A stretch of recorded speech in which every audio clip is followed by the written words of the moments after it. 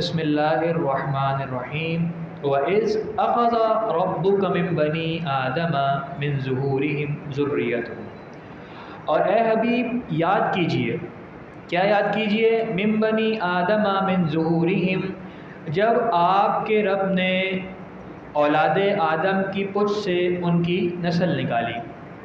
اب یہاں پر اللہ رب العزت حضور صلی اللہ تعالیٰ علیہ وآلہ وسلم کو وہ معاملہ، وہ چیز کا بتا رہا ہے جو اس کا اللہ تبارک و تعالیٰ نے حضرت آدم علیہ السلام کے ساتھ معاملہ فرمایا۔ وہ کیا ہے؟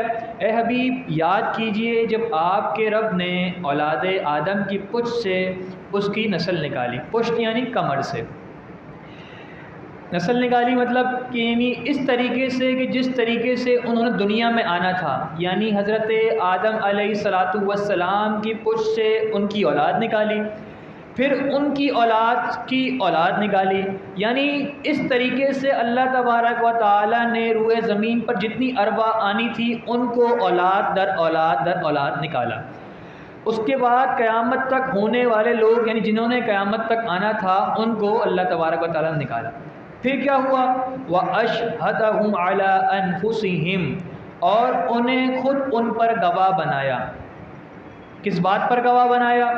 یعنی اللہ رب العزت اولاد آدم سے، کس سے؟ اولاد آدم سے جو اللہ رب العزت نے اولاد نکالی، پھر ان سے جنہوں نے اولاد آنی تھی، پھر ان کی اولاد، ان اولاد کو اللہ تبارک و تعالیٰ نے آدم علیہ السلام کی پشت سے نکالا اور ان سے وعدہ لیا، گواہی لی۔ کس بات پہ؟ وَأَشْهَدَهُمْ عَلَىٰ أَنفُسِهِمْ، اور انہیں خود ان پر گواہ بنایا، یعنی اس بات پر کہ أَلَسْتُ بِرَبِّكُمْ، کیا میں تمہارا رب نہیں؟ کیا میں تمہارا رب نہیں؟ اللہ رب العزت نے ان روحوں سے سوال کیا۔ قَالُوا بَلَىٰ، سب نے کہا کیوں نہیں؟ سب روحوں نے کہا کیوں نہیں؟ شہدنا، ہم گواہ ہیں، یعنی سب روحوں نے کہا کہ تو ہی ہمارا رب ہے، ہم اس بات پر گواہ ہیں۔ تو ان سب روحوں نے ایک دوسرے کے اوپر گواہی دی۔ ان تقولوا یوم القیامت انا کنا عن ھذا غافلین، کہ قیامت کے دن تم یہ نہ کہو کہ ہمیں اس کی خبر نہ تھی۔ اب اللہ تبارک و تعالیٰ نے یہ وعدہ کیوں لیا؟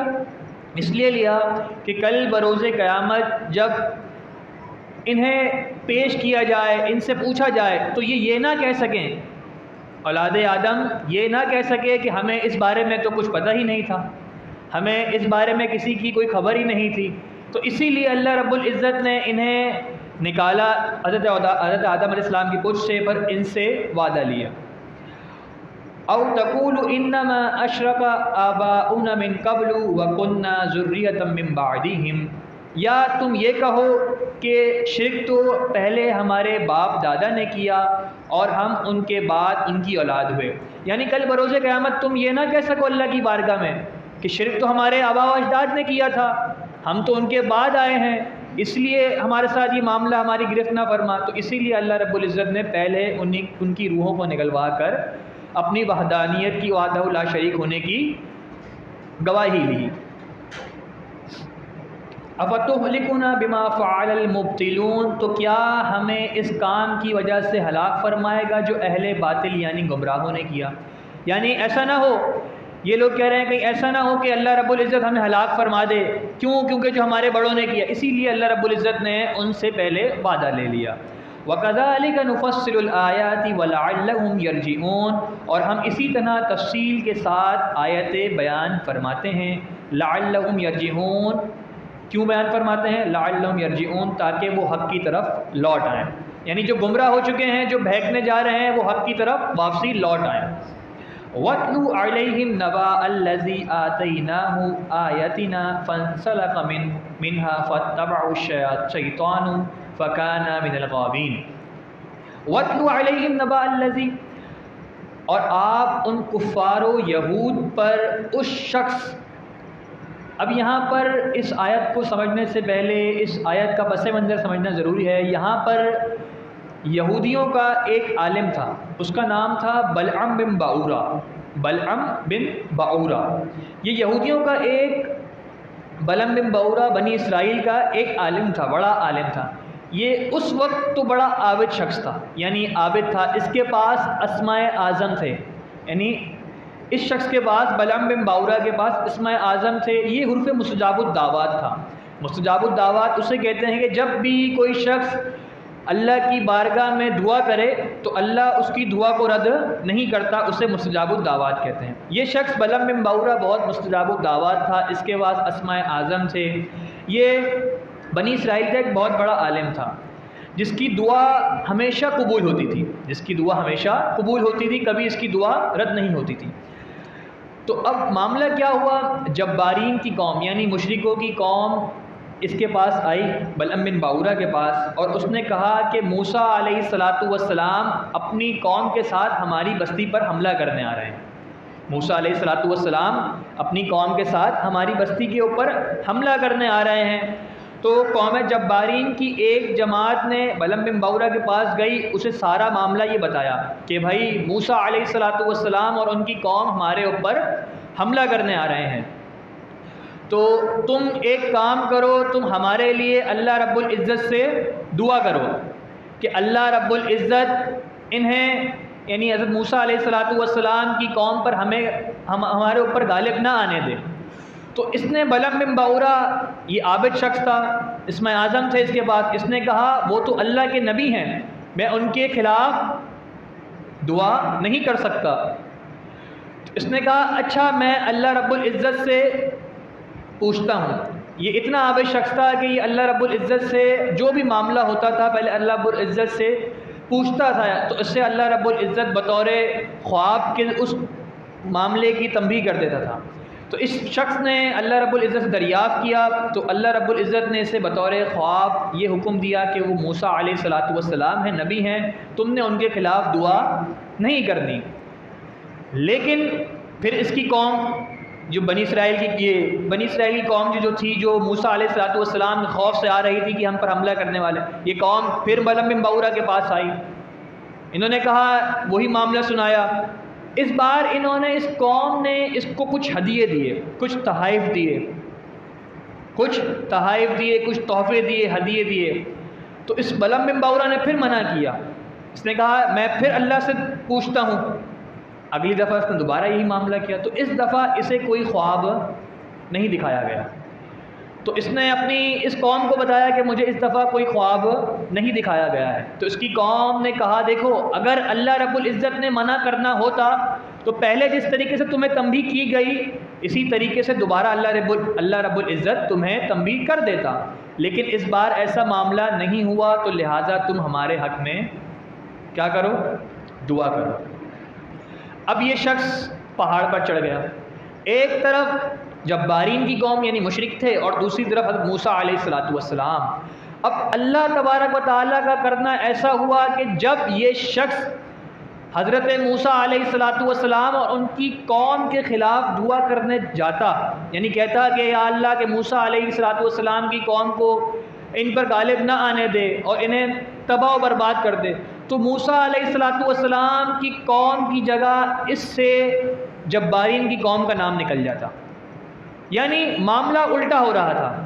اس نے دعا تو کرنی کس کے لیے تھی، جبارین کے لیے، اور بددعا حضرت موسیٰ علیہ السلام کے لیے کرنی تھی، لیکن جب یہ بددعا حضرت موسیٰ علیہ السلام کے لیے کرنے جاتا تو اس کی زبان سے کس کے الفاظ نکلتے، جبارین کے نام آ جاتے، اور دعا جبارین کے لیے کرنے جاتا تھا لیکن یہاں پر موسیٰ علیہ السلام کا نام نکلا جاتا، تو معاملہ الٹا ہو رہا تھا۔ تو اس کی قوم نے کہا تو ہلاک ہو، تو یہ کیا کر رہا ہے، تو ہمیں رسوا کر رہا ہے۔ تو اس نے کہا کہ میری زبان میرے اختیار میں نہیں ہے، میری زبان میرے اختیار میں نہیں ہے۔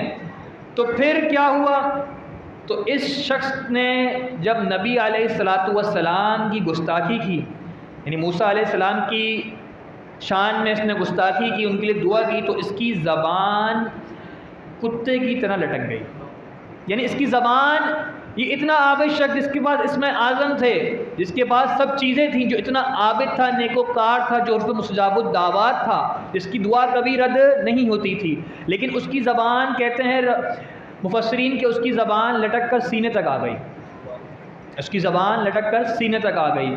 پھر کیا ہوا، یہ کتے کی طرح ہانپنے لگا اور کفر کی حالت میں ہی مر گیا۔ اب یہاں پر ایک بات قابل توجہ ہے کہ جو شخص اشرف المخلوقات تھا، جس کے پاس تمام عابد تھا، جس کے پاس اسماء اعظم تھے، اس نے نبی علیہ الصلوۃ والسلام کی گستاخی کی تو کیا ہوا؟ وہ کتے کی طرح ہو گیا۔ اور روایتوں میں آتا ہے یہ وہ شخص ہے جو انسان ہونے کے باوجود کل بروز قیامت کتے کی شکل میں جہنم میں جائے گا۔ اور دوسری طرف اگر ہم ملاحظہ فرمائیں اصحاب کہف کا واقعہ، آپ نے سورہ کہف تو ہم پڑھتے ہی ہیں ہر جمعے کو، 15ویں پارے کے اندر ہے، آپ نے بلا مبالغہ کئی مرتبہ اصحاب کہف کا نام سنا ہوگا اور ان کے کتے کا ذکر بھی سنا ہوگا، جنہوں نے اس کتے کو نسبت کس سے تھی؟ اللہ والوں سے تھی۔ کس سے تھی؟ اللہ والوں سے تھی۔ تو وہ کل بروز قیامت وہ کتا جو تھا تو بظاہر کتا، لیکن کل بروز قیامت وہ جنت میں جائے گا لیکن انسانی شکل میں جائے گا۔ اور یہاں پر انسان جو اشرف المخلوقات تھا، اتنا عابد تھا، لیکن اللہ والوں کی بے ادبی کرنے کی وجہ سے کیا ہو رہا ہے؟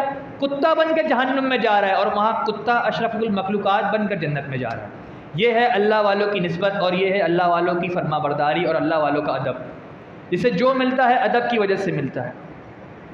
اب یہاں پر اس آیت میں اللہ رب العزت ارشاد فرماتا ہے وَاتْلُ عَلَيْهِمْ نَبَأَ الَّذِي آتَيْنَاهُ آيَاتِنَا فَانْسَلَخَ مِنْهَا فَاتَّبَعَهُ الشَّيْطَانُ فَكَانَ مِنَ الْغَاوِينَ۔ وَاتْلُ، اور آپ ان کفار و یہود کو اس شخص یعنی بلعم بن بعورہ کا حال سنائیے جس نے فَانْسَلَخَ مِنْهَا فَاتَّبَعَهُ الشَّيْطَانُ، جسے ہم نے اپنی آیتیں عطا کی تو وہ ان سے نکل گیا، یعنی جس کے پاس ہماری نشانیاں ساری موجود تھیں، اس کے پاس ہمارے اسماء اعظم تھے، لیکن کیا ہوا؟ اس کے باوجود وہ ان سے نکل گیا۔ فَكَانَ مِنَ الْغَاوِينَ، پس شیطان اس کے پیچھے لگا تو وہ گمراہوں میں سے ہو گیا، یعنی شیطان نے اسے بہکایا تو کیا ہوا؟ وہ گمراہوں میں سے ہو گیا۔ وَلَوْ شِئْنَا لَرَفَعْنَاهُ بِهَا وَلَكِنَّهُ أَخْلَدَ إِلَى الْأَرْضِ وَاتَّبَعَ هَوَاهُ۔ وَلَوْ شِئْنَا، اور اگر ہم چاہتے تو ان آیتوں کے سبب ضرور اس کا مرتبہ بلند کر دیتے۔ بتا رہے ہیں اگر ہم چاہتے تو ان آیتوں کے سبب، اس کے پاس تو ہماری نشانیاں تھیں نا، تو ہم اس کا مرتبہ ضرور بلند کر دیتے۔ وَلَكِنَّهُ أَخْلَدَ إِلَى الْأَرْضِ وَاتَّبَعَ هَوَاهُ، مگر وہ تو پستی کی طرف جھکا، یعنی اس نے کیا دیکھا؟ جب اسے فدیے ملے، اسے لوگوں کی وہ ملی تو وہ دنیا کی طرف جھک گیا، وہ پستی کی طرف جھکا، یعنی دنیا کی فتنے مبتلا ہو گیا۔ وَاتَّبَعَ هَوَاهُ، اور اس نے اپنی خواہش کا غلام بن گیا۔ ہوا کہتے ہیں نفسانی خواہشات، اس نے پیروی کی کس کی؟ اپنی خواہشات کی۔ فَمَثَلُهُ كَمَثَلِ الْكَلْبِ، تو اس کا حال کتے کی طرح ہے۔ کس کی طرح ہے؟ کلب کہتے ہیں کتے کو۔ إِن تَحْمِلْ عَلَيْهِ يَلْهَثْ أَوْ تَتْرُكْهُ يَلْهَثْ، تو اس پر حملہ کرے تو زبان نکالے، اسے چھوڑ دے تو بھی زبان نکالے، یعنی کتے کو آپ کچھ کہو یا نہ کہو وہ زبان ہر حال میں نکالتا ہے، یعنی وہ کتے کی عادت یہی ہوتی ہے۔ ذَلِكَ مَثَلُ الْقَوْمِ الَّذِي كَذَّبُوا بِآيَاتِنَا، یہی حال ان لوگوں کا ہے جنہوں نے ہماری آیتوں کو جھٹلایا۔ فَاقْصُصِ الْقَصَصَ لَعَلَّهُمْ يَتَفَكَّرُونَ، تو آپ ان لوگوں کو یہ واقعات بیان فرمائیں تاکہ وہ غور و فکر کریں۔ لَعَلَّهُمْ يَتَفَكَّرُونَ، تاکہ وہ ان واقعات میں غور و فکر کریں۔ سَاءَ مَثَلًا الْقَوْمُ الَّذِينَ، کیا ہی بری مثال ہے ان لوگوں کی جنہوں نے کذبوا بآیاتنا، کیا کیا؟ ہماری آیتوں کو جھٹلایا۔ وَأَنفُسَهُمْ كَانُوا يَظْلِمُونَ، اور وہ اپنی ہی جانوں پر ظلم کرتے ہیں۔ مَن يَهْدِ اللَّهُ فَهُوَ الْمُهْتَدِي، اور اللہ جسے ہدایت دے تو وہی سیدھی ہدایت پر ہے، سیدھی راہ پر ہے۔ وَمَن يُضْلِلْ فَأُولَٰئِكَ هُمُ الْخَاسِرُونَ، اور وہ جسے گمراہ کرے تو وہی نقصان اٹھانے والے ہیں۔ یعنی اللہ جسے چاہے ہدایت دے تو پھر وہ ہدایت کے راستے پر ہے، اور جسے چاہے گمراہ کرے تو وہ گمراہی کے راستے پر ہے۔ وَلَقَدْ ذَرَأْنَا لِجَهَنَّمَ كَثِيرًا مِنَ الْجِنِّ وَالْإِنسِ، اور بے شک ہم نے بہت سے جن والانس اور انسان جہنم کے لیے پیدا کیے ہیں۔ اب بہت سے جن اور انسان جہنم کے لیے پیدا کیے ہیں، اس کا کیا مطلب؟ یعنی یہ وہ کفار مراد ہیں جن کے متعلق اللہ تعالیٰ کو علم تھا، اللہ تعالیٰ کو پتہ تھا کہ یہ کفار جو ہیں ان کے ذہن حق کو کبھی قبول نہیں کریں گے، اور وہ اپنی ضد، اپنی انا، یعنی ان کے پاس انبیاء علیہ الصلاۃ والسلام کی تشریف آوری کے باوجود، تمام آیتوں کے ظاہر ہونے کے باوجود بھی وہ اپنی انا پر ڈٹے رہیں گے۔ تو اللہ رب العزت کو ان کی یہ بات کا معلوم تھا، اور اللہ تبارک و تعالیٰ کو یہ پتہ تھا کہ انہوں نے حالت کفر پر ہی مرنا ہے، تو اسی لیے اللہ تبارک و تعالیٰ نے فرمایا کہ ہم نے بہت سے جن اور انسان کے لیے جہنم کے پیدا کیے ہوئے ہیں۔ لہم قلوب لا یفقہون بہا، ان کے دل ایسے ہیں جن سے وہ حق بات نہیں سمجھتے۔ وَلَهُمْ أَعْيُنٌ لَا يُبْصِرُونَ بِهَا، ان کی آنکھیں ایسی ہیں جن سے وہ سیدھی راہ نہیں دیکھتے۔ وَلَهُمْ آذَانٌ لَا يَسْمَعُونَ بِهَا، ان کے کان ایسے ہیں جن سے وہ حق بات نہیں سنتے۔ یعنی بظاہر ان کے پاس آنکھیں موجود ہیں، کان موجود ہیں، نشانیاں بھی موجود ہیں، سنتے بھی ہیں، لیکن ایسا ہے کہ نہ وہ سنتے ہیں نہ وہ دیکھتے ہیں۔ کیوں؟ کیونکہ اللہ رب العزت ان کو جانتا تھا کہ انہوں نے اپنی انا اور اپنی ضد کی وجہ سے اللہ کی آیتوں پر ایمان نہیں لانا۔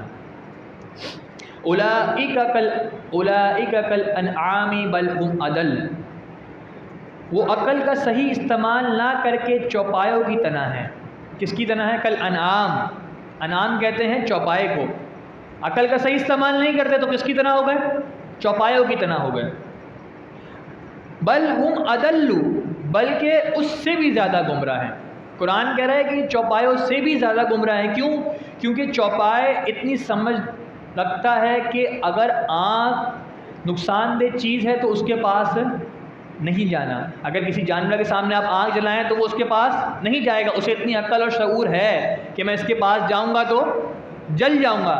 لیکن یہ کافر جان بوجھ کر کفر اور نافرمانی کرتے ہیں اور اپنے آپ کو جہنم کا مستحق بناتے ہیں۔ انہیں پتہ ہے کہ ہم نے نافرمانی کی ہے، کفر کر رہے ہیں، انبیاء آ رہے ہیں ہمارے پاس، نشانی ہمارے پاس آ چکی ہیں، پھر بھی اس کے باوجود یہ کفر کر رہے ہیں، اپنے آپ کو جہنم میں پھینک رہے ہیں۔ اولئک هم الغافلون، وہی غفلت میں پڑے ہیں۔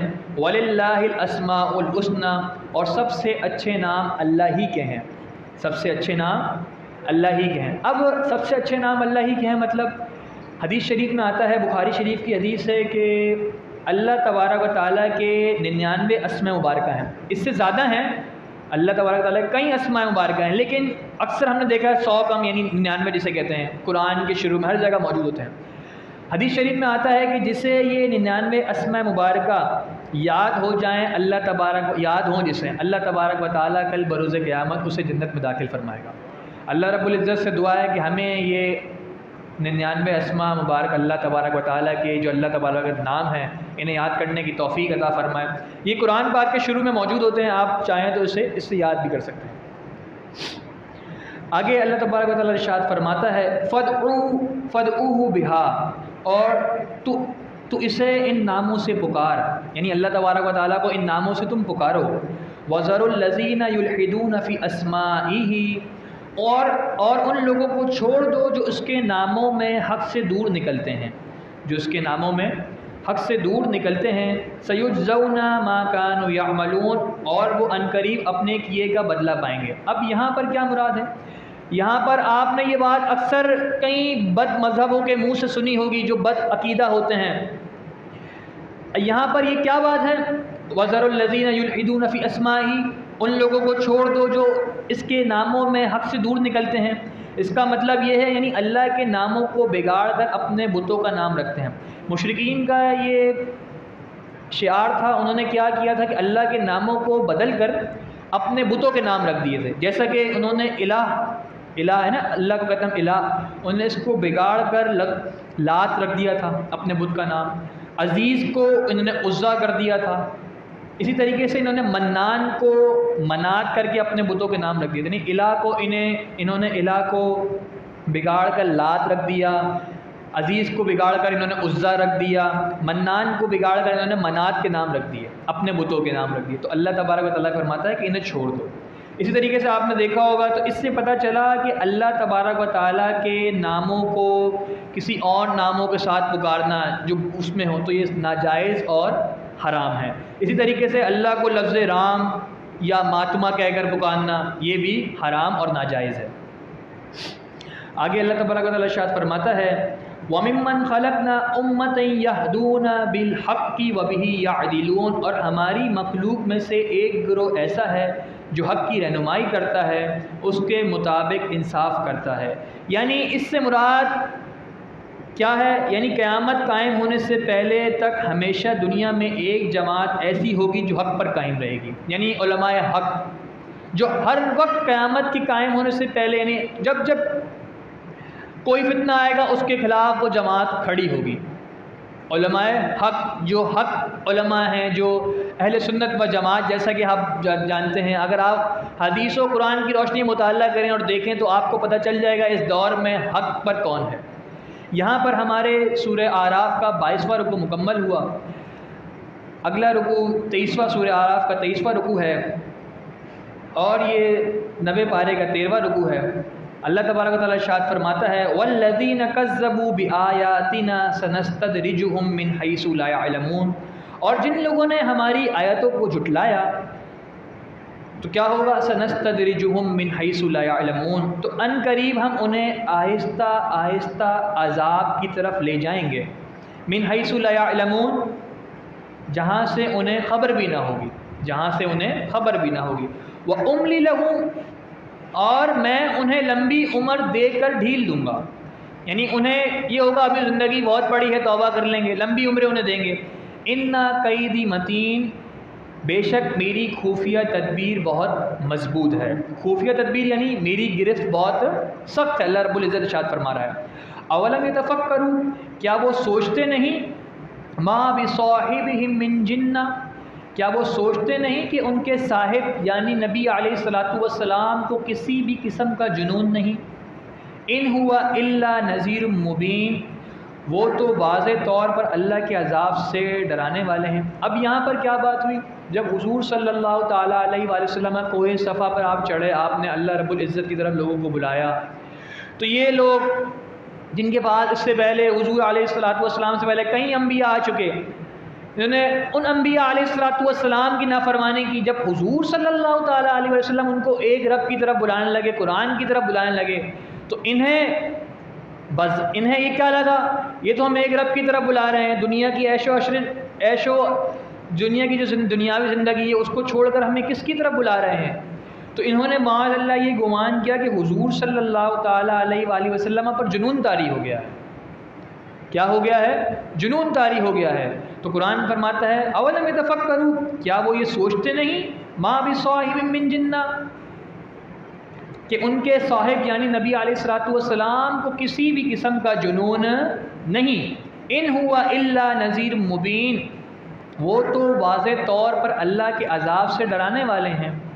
اولم ينظروا فی ملکوت السماوات والارض وما خلق اللہ من شیء، کیا انہوں نے آسمانوں والارض اور زمینوں کی سلطنت میں اور جو کچھ اللہ نے پیدا فرمایا اسے غور سے نہیں دیکھا؟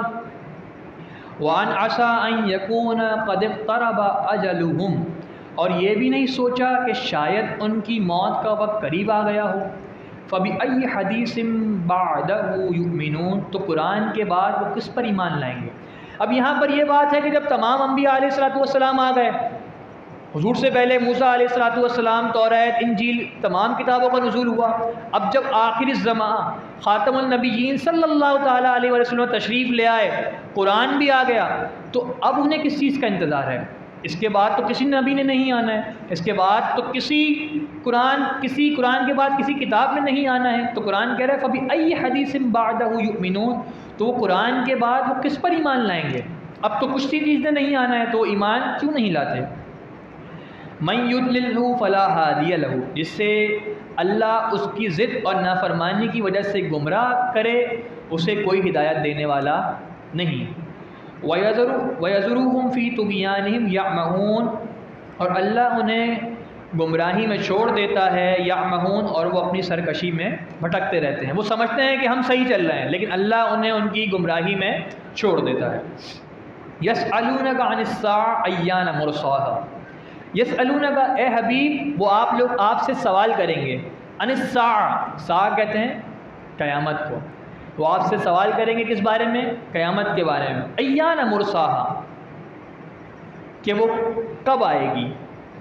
انما علمھا عند ربی، آپ فرما دیجئے کہ اس کا ذاتی علم، اس کا ذاتی علم کس کے پاس ہے؟ عند ربی، میرے رب کے پاس ہے.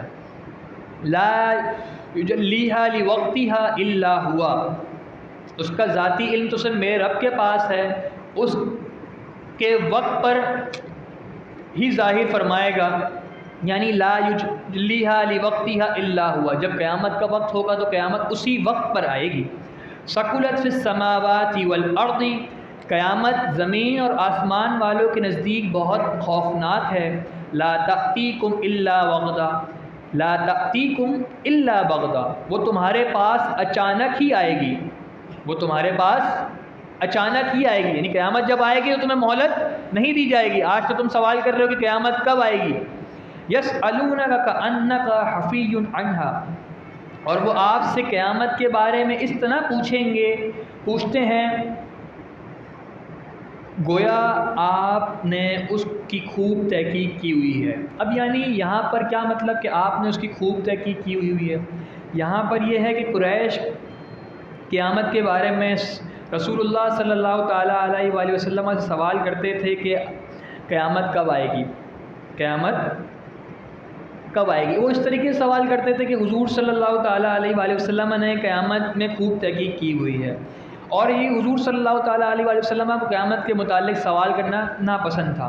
لیکن قریش یہ سمجھتے تھے کہ حضور ہمارے قرابت دار ہیں، حضور ہمارے قرابت دار ہیں، یعنی حضور قرابت ہمارے رشتہ داروں کی وجہ سے، یعنی قریبی ہونے کی وجہ سے ہمیں قیامت کے بارے میں بتا دیں گے، قیامت کے بارے میں بتا دیں گے. تو اللہ تبارک و تعالیٰ نے فرمایا آپ ان کو یہ جواب دیجئے، قل انما علمھا عند اللہ، آپ فرما دیجئے کہ اس کا ذاتی علم تو اللہ ہی کے پاس ہے.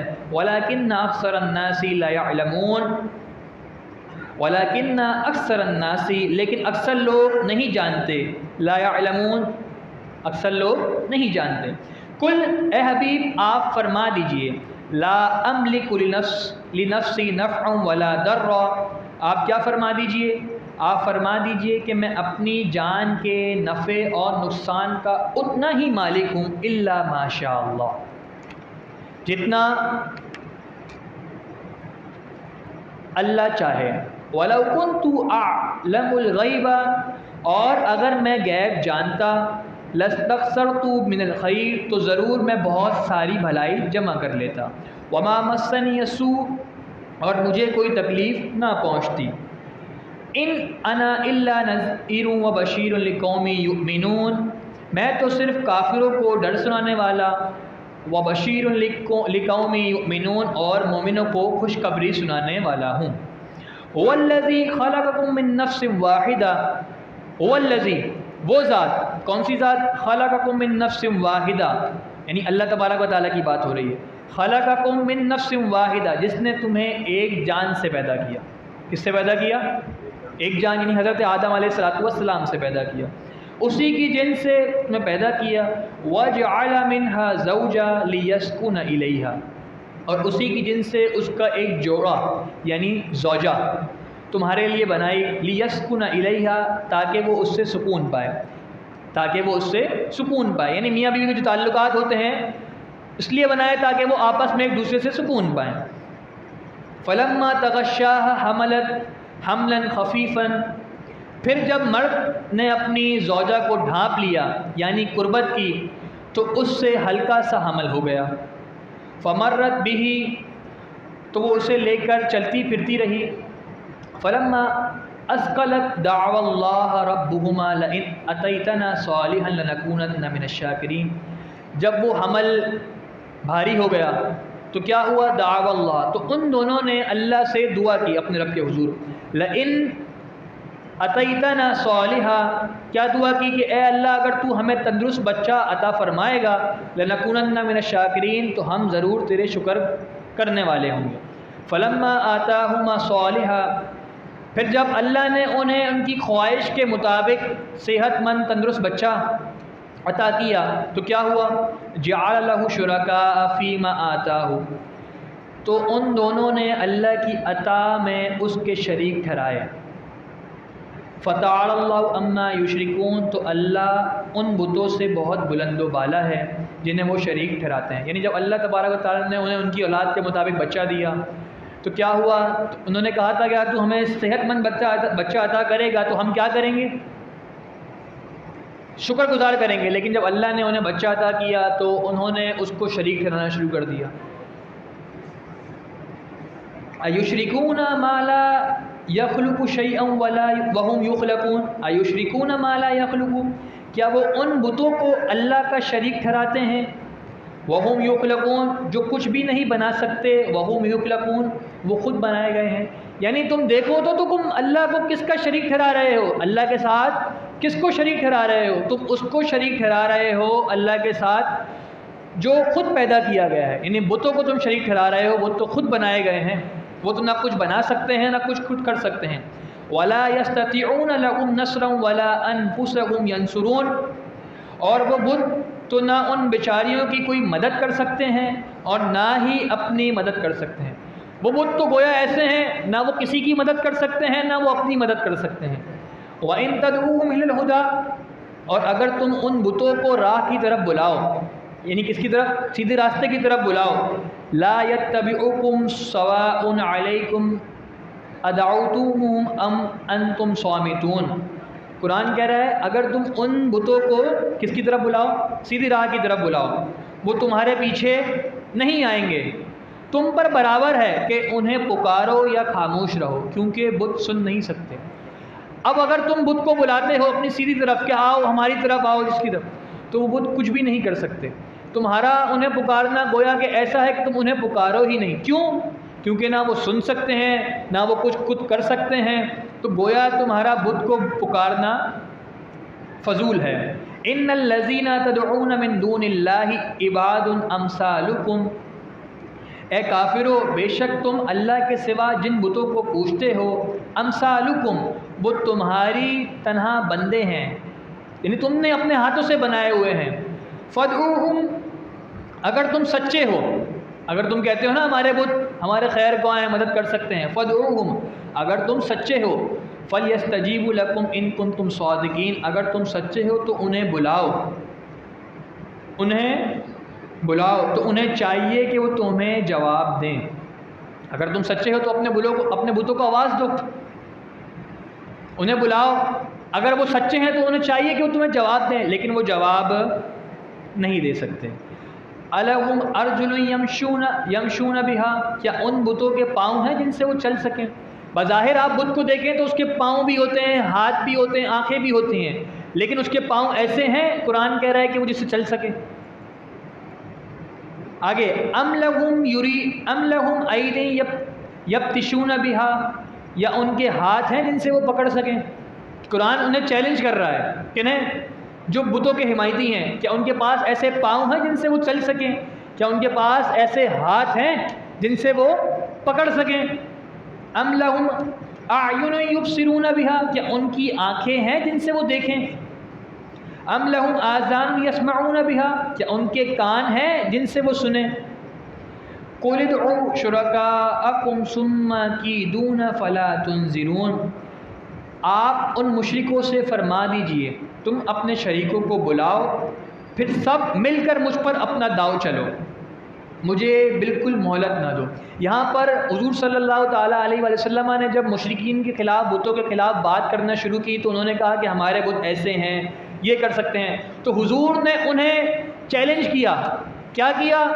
کہ تم اپنے بتوں کو بلاؤ، انہیں کہو جتنے تمہارے بت ہیں ان سب کو کہو کہ میرے سامنے آئے اور مجھ پر اپنا داؤ چلیں، اور مجھے تھوڑی سی بھی مہلت نہ دیں، مجھے تھوڑی سی بھی مہلت نہ دیں، فلا تنظرون، مجھے بالکل مہلت نہ دو۔ یعنی تم اگر سچے ہونا تو اپنے بتوں کو بلاؤ اور انہیں کہو کہ میرے اوپر داؤ چلے اور مجھے بالکل بھی مہلت نہ دیں۔ ان ولی اللہ الذی نزل الکتاب، بے شک میرا مددگار کون ہے؟ اللہ، نزل الکتاب، جس نے مجھ پر کتاب اتاری، وَهُوَ يَتَوَلَّى الصَّالِحِينَ، اور وہ نیک بندوں کی مدد فرماتا ہے۔ وَالَّذِينَ تَدْعُونَ مِن دُونِهِ لَا يَسْتَطِيعُونَ نَصْرَكُمْ وَلَا أَنفُسَهُمْ يَنصُرُونَ، اور اللہ کے سوا جن بتوں کی تم پوجا کرتے ہو وہ تمہاری لا یستطیعون نصرکم، وہ تمہاری مدد نہیں کر سکتے، ولا انفسہم ینصرون، اور نہ ہی وہ اپنی مدد کر سکتے ہیں، نہ تمہاری کر سکتے ہیں اور نہ اپنی کر سکتے ہیں۔ وَإِن تَدْعُوهُمْ إِلَى الْهُدَى لَا يَسْمَعُوهُ، وَإِن تَدْعُوهُمْ إِلَى الْهُدَى، اگر تم ان بتوں کو ہدایت کی طرف بلاؤ، لا يَسْمَعُوهُ، وہ نہیں سنیں گے، وہ نہیں سنیں گے۔ وَتَرَاهُمْ يَنْظُرُونَ إِلَيْكَ وَهُمْ لَا يُبْصِرُونَ، اور آپ ان کو دیکھیں گے تو ایسا لگے گا کہ وہ آپ کی طرف دیکھ رہے ہیں۔ جب آپ بت کو ایسا دیکھیں، کسی بت کو جس کی شکل بنی ہوئی ہو، وہ ایسا لگے گا کہ گویا کہ وہ آپ کو دیکھ رہا ہے، لیکن وہ ہمیں دیکھ نہیں رہا۔ خذ العفو وامر خذ العفو، اے حبیب معاف کرنا اختیار کیجئے، وامر بالعرف واعرض عن الجاہلین، اور نیکی کا حکم دیجئے، واعرض عن الجاہلین، اور جاہلوں سے منہ پھیر لیجئے۔ وَإِمَّا يَنزَغَنَّكَ مِنَ الشَّيْطَانِ، اور اے بندے اگر تجھے شیطان کی طرف سے کوئی وسوسہ پہنچے تو کیا کر، نَزْغٌ فَاسْتَعِذْ بِاللَّہ، تو فوراً اللہ کی پناہ مانگ۔ جب بھی انسان کو کوئی، یہاں سے پتہ چلا، جب بھی انسان کو کوئی شیطانی وسوسہ لاحق ہو تو انسان کو چاہیے کہ وہ پڑھ لے اعوذ باللہ من الشیطان الرجیم۔ کیا پڑھ لے؟ اعوذ باللہ من الشیطان الرجیم، انہ السمیع العلیم، بے شک وہ خوب سننے والا اور جاننے والا ہے۔ ان الذین اتقوا اذا مسهم طائف من الشیطان، بے شک جو لوگ اللہ سے ڈرتے ہیں، اذا مسهم طائف من الشیطان، اللہ سے ڈرتے ہیں جب انہیں شیطان کی طرف سے کوئی معمولی سا بھی خیال بھی چھو جائے، تذکروہ فاذا هم مبصرون، پس اسی وقت ان کی آنکھیں کھل جاتی ہیں۔ اب یہاں پر یہ آیت مبارکہ کا جو پس منظر ہے، اس کا پس منظر یہ ہے کہ حضرت عمر رضی اللہ تعالی عنہ کے دور میں ایک نوجوان تھا جو بہت عابد تھا، بہت نیک و گزار تھا، جس نے اپنی رات کے لیے بھی 3 حصے کیے ہوئے تھے، ایک سونے کا، ایک عبادت کا، اور ایک اپنے والد کی خدمت کا۔ اب کیا معاملہ ہوا کہ جس راستے سے وہ گزرتا تھا نوجوان، تو اس راستے سے مشرکین اور شیطان اسے آواز دیا کرتے تھے گمراہی کی طرف بلانے کے لیے۔ تو اب کیا ہوا، وہ اکثر اوقات وہاں سے گزر جایا کرتا تھا۔ تو ایک روز جب وہ نوجوان وہاں سے گزرا تو اسے کسی نے آواز دی تو اس کی نگاہ اٹھ گئی، اس کی نگاہ اٹھ گئی۔ جب وہ اس گھر میں گیا تو جیسے ہی وہ اس گھر میں گیا تو اسے قرآن پاک کی یہ والی آیت یاد آ گئی، ان الذین اتقوا اذا مسهم طائف من الشیطان تذکروا فاذا هم مبصرون۔ کیا مطلب؟ بے شک جو لوگ اللہ سے ڈرتے ہیں جب انہیں شیطان کی طرف سے کوئی معمولی سا خیال بھی چھو جائے تو وہ ہوشیار ہو جاتے ہیں۔ کیا ہو جاتے ہیں؟ معمولی سا کوئی خیال آیا، اگر کچھ غلاظت کا خیال آیا، کسی چیز کا بھی خیال آیا تو فوراً ہوشیار ہو جاتے ہیں۔ تذکروا فاذا هم مبصرون، تو اسی وقت ان کی آنکھیں کھل جاتی ہیں۔ تو وہ اس نوجوان کو جب یہ آیت یاد آئی تو وہ چیخا اور وہ بے ہوش ہو گیا، تو اس کو اس گھر سے باہر نکال دیا، پھینک دیا گیا۔ جب کافی دیر گزری تو اس کے والد، رات کا وقت گزرا، اس کے والد نے دیکھا میرا بچہ ابھی تک نہیں آیا ہے۔ اس کے والد جب نکلے تو دیکھا کہ وہ گلی میں بے ہوش پڑا ہوا ہے۔ جب اس کے والد سے گھر لے کے گئے تو اس سے سارا معاملہ دریافت کیا تو اس نے بتایا کہ یہ میرے ساتھ معاملہ ہوا اور مجھے یہ آیت یاد آئی۔ جب اس سے والد نے پوچھا کون سی آیت، تو اس نوجوان نے یہ آیت پڑھی، چیخ ماری اور اس کی روح پرواز کر گئی، اس کی روح پرواز کر گئی۔ اب اس نوجوان کی تدفین ہو گئی۔ حضرت عمر رضی اللہ تعالیٰ عنہ کو نہیں بتایا گیا۔ جب کچھ روز گزرے تو مسجد نبوی میں جب اس شخص نوجوان کی آمد رفت نہیں ہوئی تو حضرت عمر نے اس کے بارے میں دریافت کیا۔ جب سارا معاملہ بتایا گیا تو اس کے والد کے پاس آپ گئے، پھر آپ کے والد نے آپ کو سارا معاملہ بتایا کہ اس طریقے سے یہ معاملہ پیش آیا تھا اور اس نوجوان کو یہ آیت مبارکہ یاد آئی تھی۔ تو اس وقت حضرت عمر نے قرآن پاک کی وہ آیت پڑھی، وَلِمَنْ خَافَ مَقَامَ رَبِّهِ جَنَّتَانِ، یعنی جو اللہ کے خوف سے ڈرتا ہے تو اس کے لیے کتنی جنتیں ہیں؟ مقام ربہ जन्नतान, यानी जो अल्लाह से डरे तो अल्लाह के यहाँ उस शख्स के लिए 2 जन्नतें हैं। जब हज़रत उमर रज़ियल्लाहु तआला अन्हु को उस नौजवान की कब्र पे लेके जाया गया तो आपने ये आयत मुबारक पढ़ी, तो अंदर से उस नौजवान की निदा आई कि वाकई में मेरे रब के पास मेरे लिए 2 जन्नतें हैं। क्यों? जो अल्लाह से खौफ रखे, अल्लाह से डरे, जब उसे कोई गलाजत का ख्याल आए, कोई वसवसा आए और उसे अल्लाह की तरफ से फिर याद आ जाए, इसे याद आ जाए कि ये, तो फिर उसके लिए उसके रब के यहाँ कितनी जन्नतें हैं? 2 जन्नतें हैं।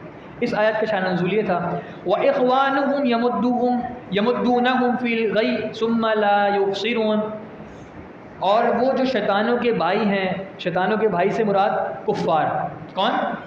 कुफ़ार। यमुद्दूनहुम फ़िल गई, शैतान उन्हें गुमराही में खींचते हैं, सुम्मा ला युबसिरून, फिर उन्हें गुमराह करने में कोई कमी नहीं करते, यानी शैतान उन्हें गुमराही की तरफ खींचते रहते हैं। व इज़ा लम तअतीहिम बिआयतिन क़ालू लौला इज्तबैतहा, और जब आप उनके पास कोई आयत नहीं लाते तो वो कहते हैं आपने खुद कोई आयत क्यों ना बना ली, आपने कोई आयत खुद क्यों ना बना ली। यानी जब हुजूर सल्लल्लाहु ताला, मुनाफिकीन मुशरिकीन का काम शुरू अज़ल से यही है, जब वही का सिलसिला रुक जाता था तो हुजूर को ताना तशरीह करना शुरू कर देते थे, माअज़ल्लाह। जब वही में कुछ ताख़ीर होती तो कहते थे अपने पास से वही क्यों नहीं बना लेते। कुल इन्नमा अत्तबिउ मा यूहा इलैया मिर रब्बिही, आप फरमा दीजिए मैं तो उसकी पैरवी करता हूँ जो मेरे रब की तरफ से मुझ पर क्या की जाती है? वही की जाती है। यानी मैं अपनी तरफ से आयत घड़ने वाला नहीं, बल्कि जो मेरे रब की तरफ से मुझ पर वही की जाती है मैं उस पर अमल करने वाला हूँ। हाज़ा बसाइरु मिर रब्बिकुम व हुदन व रहमतुन लिक़ौमी युमिनून, और ये कुरान तुम्हारे रब की तरफ से क्या है? हुदन, हिदायत है, रहमतुन लिक़ौमी युमिनून, रहमत है किसके लिए? लिक़ौमी युमिनून, ईमान रखने वाली कौम के लिए। व इज़ा कुरियल कुरान फस्तमिउ लहू, और जब कुरान पढ़ा जाए, जब कुरान क्या किया जाए?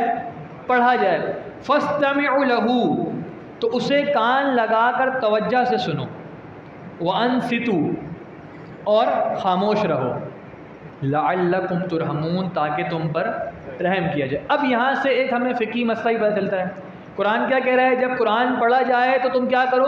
फस्तमिउ लहू, तुम उसे कान लगाकर सुनो, व अनसितू, और खामोश रहो। इससे पता चला जब इमाम नमाज में क़िराअत कर रहा हो, इमाम नमाज के अंदर क़िराअत कर रहा हो तो मुक्तदी का क़िराअत करना जायज़। क्यों? कुरान कह रहा है जब कुरान जहाँ भी पढ़ा जाए, कुरान की आयत पढ़ी जाए तो उस वक्त कुरान ने हमें क्या हुक्म दिया? फस्तमिउ लहू व अनसितू, उस वक्त खामोश रहो और कान लगाकर सुनो। अब चाहे इमाम क़िराअत कर रहा, अब कोई लोग सवाल करते हैं जैसे इमाम जो नमाज़ें होती हैं जैसे ज़ोहर, असर, इनमें इमाम क़िराअत नहीं करता, लोग कहते हैं कि इमाम क़िराअत नहीं कर रहा, सूरह फातिहा इमाम के पीछे पढ़ना, ये नहीं, क्योंकि हदीस में आया है कि इमाम की क़िराअत ही मुक्तदी की क़िराअत है, यानी इमाम जो क़िराअत कर रहा है वही मुक्तदी की क़िराअत है। आपने उसे इमाम माना है ना, तो आपकी नमाज उसके हवाले है, अब उसकी नमाज जो वो करेगा आपकी नमाज होगी। इसीलिए जब इमाम सूरह फातिहा पढ़ रहा हो, या अक्सर औक़ात देखा जाता है लोगों को आसान सूरतें जो आखिरी 10 सूरतें अगर इमाम पढ़ रहा होता है तो लोग बाज़ औक़ात पीछे से वो पढ़ रहे होते हैं, तो ऐसा करने वाले के बारे में हदीस मुबारका के अंदर सख्त वईदें आई हैं जो इमाम के पीछे कुरान पढ़े। यहाँ तक आया है कि कहा गया है कि उसके मुंह में अंगारा डाल दिया जाए। क्यों? क्योंकि कुरान पढ़ा जा रहा है तो उस वक्त कुरान को सुना जाएगा। वज़्कुर रब्बका फ़ी नफ़्सिका तदर्रुअन व ख़ीफ़तन व दूनल जहरि मिनल क़ौलि बिलग़ुदुव्वि वल आसाल। वज़्कुर, और सुबह और शाम अपने रब को आजिज़ी और खौफ के साथ अपने दिल और ज़बान से आवाज़ बुलंद किए बगैर याद करो। वला तकुन मिनल गाफ़िलीन, और गाफिलों में से ना हो। सुबह और शाम, सुबह और शाम से मुराद यानी फ़जर के बाद का जो वक्त है और असर के बाद का वक्त, क्योंकि ये 2 वक्त ऐसे हैं जिनमें नमाज नहीं होती, नहीं नवाफिल वगैरह कोई नहीं होते। फ़जर की नमाज़ के बाद का जो वक्त है, फ़जर की नमाज़ के बाद का कुछ मखसूस वक्त है जो मकरूह औक़ात है, इस तरीके से असर की नमाज़ के बाद का जो वक्त है। جب عصر کی نماز ہم پڑھ لیتے ہیں سنت نماز کے بعد کوئی نوافل نہیں پڑھ سکتے، تو اسی لیے کہا گیا ہے اس میں بندہ آہستہ آواز سے اپنے رب کی بارگاہ میں، یہی وقت مفسرین نے لکھے ہیں کہ مستحب وقت ہے، اس میں اللہ کا ذکر کیا جائے، اللہ کی عبادت کی جائے۔ قرآن بھی ہمیں کیا کہہ رہا ہے کہ اس میں تم اپنے رب کو گریہ وزاری کے ساتھ، عاجزی کے ساتھ پکارو، آہستہ آواز کے ساتھ۔ ان الذین عند ربک لا یستکبرون عن عبادتہ، ان الذین، بے شک وہ فرشتے جو آپ کے رب کی بارگاہ میں خاص مقام رکھتے ہیں، لا یستکبرون عن عبادتہ، وہ اس کی عبادت سے تکبر نہیں کرتے، وَيُسَبِّحُونَهُ، اور وہ اس کی پاکی بیان کرتے ہیں، وَلَهُ يَسْجُدُونَ، اور اس کو سجدہ کرتے ہیں۔ یہ آیت مبارکہ سجدہ تلاوت ہے۔ ابھی ہم نے سب نے آیت مبارکہ سنی ہے تو اب ہم پر سجدہ کرنا لازم ہے۔ اب سجدہ تلاوت جو ہے یہ روایت میں آتا ہے جب سجدہ تلاوت ہوتا ہے تو شیطان روتا ہے، شیطان، کیونکہ وہ کہتا ہے کہ اولاد آدم کو سجدہ کرنے کا حکم دیا گیا، اس نے سجدہ کر لیا۔ اب افضل تو یہی ہے کہ جس وقت آیت سنی جائے اسی وقت سجدہ کر لیا جائے، یا پھر اس کا سجدہ اسے بعد میں کر لیا۔ اب سجدہ کرنے کا طریقہ کیا ہے؟ سجدہ کرنے کا طریقہ یہ ہے کہ انسان کھڑا ہو، اللہ اکبر کہے، اس میں ہاتھ اٹھانے کی ضرورت نہیں ہے، اور سجدے میں چلا جائے 3 بار 5 بار 7 مرتبہ جو طاق اور عدد ہے، اس میں سجدے کی تسبیح پڑھے اور سجدے سے اٹھ جائے، یا تو پورا کھڑا ہو جائے، ایک تو یہ ہے۔ اور دوسرا طریقہ یہ ہے کہ بیٹھے بیٹھے بھی انسان سجدہ تلاوت کر سکتا ہے، یعنی اگر انسان بیٹھا ہوا ہے تو وہ اللہ اکبر کہہ کر سجدے میں جائے اور تسبیحات پڑھ کر 3 5 7 مرتبہ کہہ کر سجدے سے واپسی اٹھ جائے۔ ایک ساتھ کئی سجدے بھی کیے جا سکتے ہیں، اگر کسی کو پہلے کسی نے سجدے چھوڑے میں ہو تو 2 سجدے بھی کر سکتا ہے، 3، ایک ہی تکبیر یعنی اللہ اکبر کے ساتھ سجدے میں گیا، اٹھا، اللہ اکبر، اس طریقے سے۔ اب یہ یہاں پر سجدہ تلاوت آیا ہے، انشاءاللہ درس کے آخر میں ہم سجدہ تلاوت کریں گے۔ جی، سجدہ تلاوت کے لیے سجدہ قبلہ روح ہو کے کیا جاتا ہے، قبلہ روح کی طرف سجدہ، یعنی قبلے کی طرف منہ کر کے، جس طریقے سے ہم نماز پڑھتے ہیں اسی طریقے سے سجدہ، جس نماز میں جو سجدہ ہے ویسا ہی سجدہ تلاوت ہوتا ہے۔ آگے سورہ انفال، یہاں پر ہمارے سورہ اعراف مکمل ہوئی۔ اللہ رب العزت سے دعا ہے جو ہم نے سنا اس میں جو غلطی بتائی ہوئی یہاں معاف فرمائے اور ہمیں عمل کی توفیق عمل کرنے کی توفیق عطا فرمائے۔ سورہ انفال کا آغاز ہے اور یہ مدنی سورت ہے، اس میں 10 رکوع ہیں اور 75 آیتیں ہیں۔ کتنی؟ 75 آیتیں اور 10 رکوع ہیں۔ انفال کا معنی ہوتا ہے غنیمتیں۔ کیا ہوتا ہے؟ غنیمتیں۔ اس صورت کے اندر وہ معاملات بھی آئیں گے جو غزوہ بدر میں صحابہ کے ساتھ پیش آئے، غزوہ بدر کس طریقے سے ہوئی، اس صورت کے اندر وہ بھی معاملات ہیں۔ اور انفال یعنی غنیمتوں کا بیان ہے کہ جب مسلمانوں کو غنیمتیں ملتی ہیں۔ اب غنیمت کہتے کسے ہیں؟ مال غنیمت کہتے ہیں کہ جب مسلمان جب دشمنان اسلام سے یعنی مشرکوں سے، کافروں سے جب جنگ لڑتے ہیں، اس کے بعد جو انہیں مال ملتا ہے اسے مال غنیمت کہتے ہیں۔ اس کی تقسیم کا طریقہ اس کے اندر بتایا گیا ہے۔ انفال کہتے ہیں غنیمتوں کو۔ بسم اللہ الرحمن الرحیم۔ یسألونک عن الانفال، اے حبیب صلی اللہ تعالیٰ علیہ وآلہ وسلم، مسلمان آپ سے اموال غنیمت کے بارے میں سوال کرتے ہیں۔ کس کے بارے میں؟ غنیمتوں کے بارے میں سوال کرتے ہیں۔ قل الانفال للہ، آپ فرما دیجئے کہ غنیمتوں کے مالک اللہ اور اس کے رسول ہیں۔ فاتقوا اللہ، تم اللہ سے ڈرو، وَأَصْلِحُوا ذَاتَ بَيْنِكُمْ، اور وہ جسے چاہیں آپس میں تقسیم کریں۔ وَأَطِيعُوا اللَّهَ، تم اللہ کی پیروی کرو، وَرَسُولَهُ، اور اس کے رسول کی پیروی کرو، إِن كُنتُم مُؤْمِنِينَ، اگر تم ایمان رکھتے ہو۔ إِنَّمَا الْمُؤْمِنُونَ الَّذِينَ، بے شک ایمان والے، یعنی ایمان والے وہی ہیں، الذین، جن کے سامنے اللہ کا ذکر کیا جائے، اذا ذکر اللہ، ان کے سامنے اللہ کا ذکر کیا جائے، وجلت قلوبہم، ان کے دل ڈر جائیں، وَإِذَا تُلِيَتْ عَلَيْهِمْ، اور جب ان پر اللہ کی آیتیں پڑھی جائیں، زادتہم ایمانا وعلی ربہم یتوکلون، تو ان کا ایمان مزید مضبوط ہو جائے، وعلی ربہم یتوکلون، اور وہ اپنے رب پر ہی بھروسہ کریں۔ یعنی ایمان والوں کی خوبیاں بتائی جا رہی ہیں۔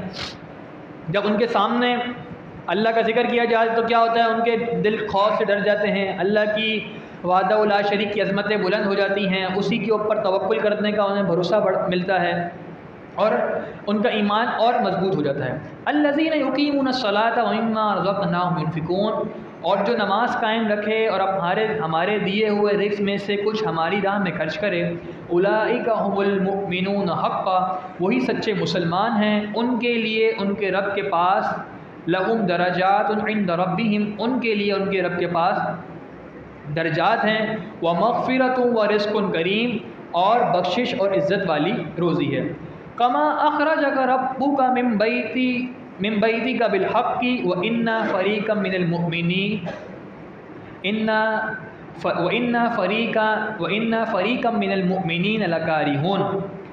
اب یہاں سے شروع یہ آیت مبارکہ سے پہلے تھوڑا سا غزوہ بدر کا پس منظر بتا دیا جائے۔ یہاں پر غزوہ بدر کی بات ہو رہی ہے۔ اب یہ کیا بات ہے، کما اخرجک، آپ کے رب کی قسم جو آپ کو حق کے ساتھ غزوہ بدر کے لیے لے گیا، من بیتک، آپ کے گھر سے، وَإِنَّا فَرِيقًا، اور یقیناً مسلمانوں کا ایک گروہ اس پر ناخوش تھا۔ اب کیا معاملہ ہوا، مسلمان جب مدینہ منورہ آئے تو کفار نے کیا کیا، وہ مکے میں یعنی ساز و سامان جمع کرنے لگے، اسلحہ جمع کرنے لگے کہ مسلمانوں کو ہم شکست دیں گے۔ اب شام سے ابو سفیان کا قافلہ، جو اس وقت ابھی کافروں کے سردار تھے، ایمان نہیں لائے تھے، ان کا قافلہ جو غالباً 40 لوگوں پر مشتمل تھا، تو ان کا قافلہ شام سے مدینے آ رہا تھا۔ تو ابو سفیان نے جب حضور صلی اللہ علیہ وسلم کو یہ بات پتہ چلی کہ ان کا قافلہ شام سے مکے آ رہا ہے، تو حضور صلی اللہ تعالیٰ علیہ وسلم مدینہ منورہ سے نکلے، اس لیے نکلے تاکہ ان پر قابض آ جائیں اور یہ جو مسلمانوں کے خلاف سامان جمع کر رہے ہیں جنگ کا، یہ نہ کر سکیں۔ تو ابو سفیان نے مدینہ منورہ میں اپنے کچھ جاسوس چھوڑے ہوئے تھے، تو انہیں ان جاسوس کے ذریعے پتہ چلا کہ حضور صلی اللہ تعالیٰ علیہ وآلہ وسلم ابو سفیان کے قافلے پر حملہ کرنے کے لیے آ رہے ہیں۔ تو ابو سفیان نے کیا کیا، یہاں سے اپنے پاس سے ایک گھڑ سوار کو روانہ کیا جو ابو جہل کے پاس گیا، اس نے سارا معاملہ بتایا۔ تو ابو جہل نے 1000 کا لشکر تیار کیا اور ابو سفیان کی مدد کے لیے، لیکن کیا ہوا، ابو سفیان نے راستہ بدل لیا، وہ سمندر کی طرف نکل گئے۔ تو ابو سفیان نے پھر ایک اور گھڑ سوار کو ابو جہل کی طرف بھیجا کہ اب ہم مسلمانوں کے خوف سے نکل گئے ہیں، ہم بچ گئے ہیں، تمہیں آنے کی ضرورت نہیں ہم۔ لیکن ابو جہل جو تھا وہ ڈھیٹ اور وہ اپنے اس میں تھا، اس نے کہا اب تو میں مسلمانوں کو سبق سکھاؤں گا، انہیں غزوہ بدر انہیں بدر کے مقام پر ذلیل رسوا کروں گا، اور ان کے ساتھ انہیں مزہ اس بات کا چکھاؤں گا کہ انہوں نے ہمت کیسے ہوئی، سوچا کیسے کہ ہم کفار کے اوپر حملہ کر دیں۔ اب مسلمان یہاں سے جو بظاہر نکلے تھے وہ 40 لوگوں پر حملہ کرنے کے لیے نکلے تھے، 313 مسلمان جو نکلے تھے وہ 40 لوگوں پر حملہ کرنے کے لیے نکلے تھے۔ ان مسلمانوں کی تعداد 313 تھی، اور ان کی تعداد 313 تھی، لیکن جب حضور صلی اللہ تعالیٰ علیہ وآلہ وسلم نے اب مجھ سے دریافت کیا کہ اب کیا کیا جائے، ابو سفیان کا قافلہ تو نکل گیا ہے، حضور نے فرمایا کہ اللہ رب العزت نے مجھے کہا ہے کہ میں ان دونوں گروہ میں سے جس کے لیے، یعنی دو گروہ ان سے ابو سفیان یا ابو جہل کے جس گروہ کے لیے سے مقابلے کے لیے جاؤں گا تو اللہ میری اس میں مدد فرمائے گا، اللہ میری اس میں مدد فرمائے گا۔ تو اب کیا کیا جائے، تو کچھ مسلمانوں کا ایک گروہ، کیونکہ انہوں نے کہا کہ یا رسول اللہ ہم اس تیاری سے نہیں نکلے تھے، ہم تو 40 لوگوں کی تیاری سے نکلے تھے، ہمارے پاس 313 لوگ ہیں اور 6 ذرائیں ہیں، ذرا یعنی جو پہنی جاتی تھی نا جنگ میں، صرف 6 ذرا ہیں، 8 تلواریں ہیں اور 2 گھوڑے ہیں، 1000 کا مقابلہ کرنا ان کے ساتھ۔ ان مسلمانوں نے اس حکمت کے تحت کہا کہ یا رسول اللہ ہمارے ساتھ اس طریقے سے کرنا۔ اب تو حضور کو یہ بات ناگوار گزری، حضور کو یہ بات ناگوار گزری۔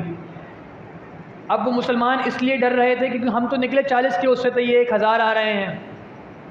تو پھر حضور کی پھر معاملہ ہوا، حضور کی ناگواری کو دیکھ کر بعض صحابہ نے کہا یا رسول اللہ آپ حکم دیں تو ہم آپ کے ساتھ جنگ میں جانے کے تیار ہیں، آپ حکم دیں تو ہم سمندر میں گھوڑے ڈال دیں، کیونکہ اس وقت مہاجرین میں سے حضرت ابو بکر صدیق حضرت عمر نے کہا یا رسول اللہ آپ جو حکم دیں گے تو ہم وہ کرنے کے لیے تیار ہیں۔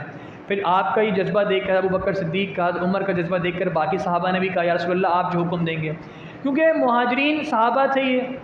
اب انصار صحابہ سے یہ ہوا تھا معاہدہ کہ اگر مدینے میں مسلمانوں پر کوئی حملہ کرے گا تو انصار صحابی مدد کریں گے، لیکن مسلمانوں کا معاہدہ ہی تھا، لیکن اگر مدینہ منورہ سے باہر مسلمانوں پر کوئی حملہ کرتا ہے تو انصار۔ لیکن جب مہاجرین نے یہ عمل دیکھا، انصار صحابہ نے مہاجرین صحابہ کا یہ عمل دیکھا کہ وہ تو سمندر میں گھوڑے ڈالنے تیار ہیں، تو انصار نے صحابہ نے بھی کہا یا رسول اللہ ہم آپ کے ساتھ جانے کے لیے تیار ہیں، آپ جو حکم دیں گے ہم کرنے کے تیار ہیں۔ تو حضور اس پر بہت خوش ہوئے۔ یجادلونک، یہاں یجادلونک، اور وہ آپ سے حق بات میں جھگڑتے ہیں، بعدما تبین کانما یساقون الی الموت، اس کے باوجود وہ حق بات ان پر ظاہر ہو چکی، اس کے بعد کہ حق بات ان پر ظاہر ہو چکی۔ کأنما یساقون الی الموت، گویا وہ آنکھوں دیکھی موت کی طرف دھکیلے جاتے ہیں، وہم ینظرون، یعنی آنکھوں دیکھی موت کی طرف دھکیلے جاتے ہیں۔ وَإِذْ يَعِدُهُمُ اللَّهُ إِحْدَى الطَّائِفَتَيْنِ أَنَّهَا لَكُمْ وَتَوَدُّونَ أَنَّ غَيْرَ ذَاتِ الشَّوْكَةِ۔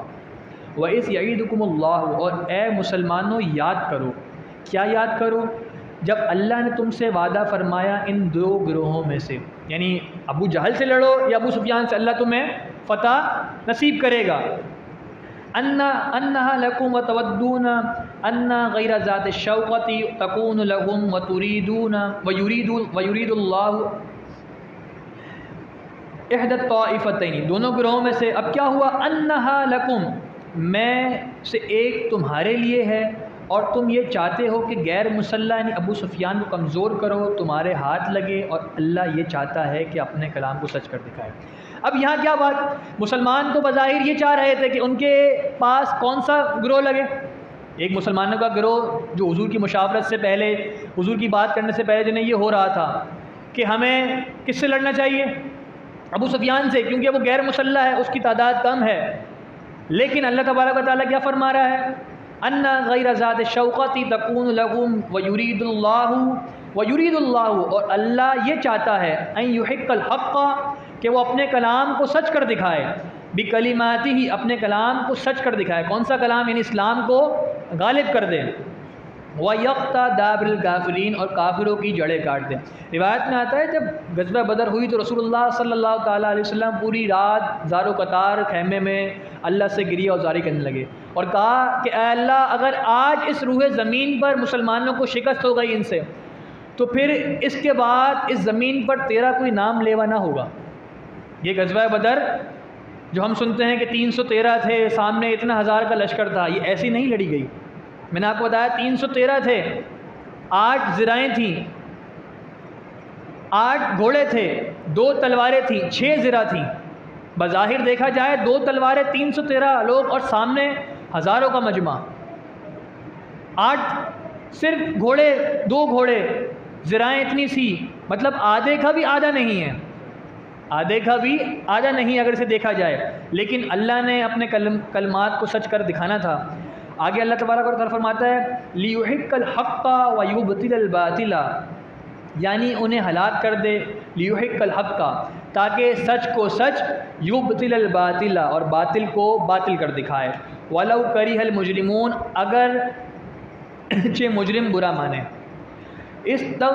تستغیثون ربکم فاستجاب لکم انی ممدکم بألف من الملائکۃ مردفین، اور جب تم اپنے رب سے فریاد کرتے تھے فاستجاب لکم، تو اس نے تمہاری سن لی اور فرمایا میں تمہاری مدد کرنے والا ہوں، بألف من الملائکہ، الف کہتے ہیں عربی میں 1000 کو، میں مدد کرنے والا ہوں تمہاری کس سے؟ 1000 فرشتوں کے ساتھ۔ کس کے ساتھ؟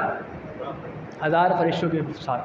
پھر مسلمانوں نے دیکھا جب غزوہ بدر ہوئی تو 1000 فرشتوں سے زیادہ، 1000 فرشتے ہیں، کئی روایت میں 1000 سے زیادہ ہیں، کہیں کسی روایت میں کتنے ہیں، لیکن پے در پے فرشتوں کی فوج نازل ہوتی گئی اور کفار کو نیست و نابود ہو کر مسلمانوں کو جو فتح ملی 313 کے مقابلے میں. اور یہاں پر ایک بات رہ گئی کہ جب غزوہ بدر ہونی تھی تو حضور صلی اللہ تعالیٰ علیہ وآلہ وسلم کی شان پر جو آج لوگ اعتراض کرتے ہیں نا، مفسرین نے لکھا ہے کہ جب ابھی غزوہ بدر ہوئی نہیں تھی، مارکا سجا نہیں تھا، بدر کا میدان سجا نہیں تھا، لیکن حضور صلی اللہ علیہ وسلم نے کل جس کافر نے جس جگہ مرنا تھا نا، وہ جگہ حضور نے بتا دی تھی اور حضور کے صاحب نے وہاں نشان لگا دیا تھا. حضور نے فرمایا تھا کہ یہ فلاں کافر یہاں مرے گا، یہ فلاں کافر یہاں مرے گا. جب کل جنگ کے بعد دیکھا گیا تو وہ کافر اسی جگہ مرا تھا، نہ اس سے ایک گز آگے نہ اس سے ایک گز پیچھے. پھر لوگ کہتے ہیں کہ حضور کو علم غیب نہیں تھا. وَمَا جَعَلَهُ اللَّهُ إِلَّا بُشْرَى وَلِتَطْمَئِنَّ بِهِ قُلُوبُكُمْ، اور یہ مدد تو اللہ نے صرف تمہاری خوشی کے لیے کی. وَلِتَطْمَئِنَّ بِهِ قُلُوبُكُمْ، اور اس لیے کہ تمہارے دل اس سے مطمئن ہو جائیں، اس سے مطمئن ہو جائیں. وَمَا النَّصْرُ إِلَّا مِنْ عِنْدِ اللَّهِ، اور حقیقی مدد تو اللہ ہی کی طرف سے ہے. إِنَّ اللَّهَ عَزِيزٌ حکیم، اور اللہ غالب حکمت والا ہے. اب یہاں پر ہمارا پہلا سورہ انفال کا رکوع مکمل ہوا. اگلا رکوع، دوسرا رکوع جو ہے، اِذْ يُغَشِّيكُمُ النُّعَاسَ أَمَنًا مِّنْهُ، اور اے مسلمانوں یاد کرو جب اللہ نے سکون دینے کے لیے تم پر اپنی طرف سے اونگ طاری کر دی. اب کیا ہوا؟ مسلمان تھک گئے تھے، اتنا سفر کر کے بدر آئے. ایک تو مسلمانوں پر پہلے خوف کہ ہم ان کا ملک، لیکن یہاں پر اللہ تبارک و تعالیٰ نے مسلمانوں کے اوپر اونگ طاری کر دی. کیا طاری کر دی؟ اونگ، یعنی جسے ہم کہتے ہیں نا جمائی لینا، اونگ. مسلمانوں پر اللہ تبارک و تعالیٰ نے مسلمانوں پر اونگ طاری کر دی. اب یہ اونگ مسلمانوں کے لیے اتنی بڑی رحمت تھی. بظاہر اگر کسی کو موت کا خوف ہو، جس کے سامنے موت ہو، تو اسے کبھی اونگ آئے گی؟ یہاں پر صحابہ فرماتے ہیں کہ ہمیں ایسی اونگ آئی کہ ہماری ہاتھ سے تلوار گرتی، ہم پھر تھامتے. پھر اس سے یہ ہوا کہ ہم تر و تازہ ہو گئے، ہم چست ہو گئے، ہم توانا ہو گئے.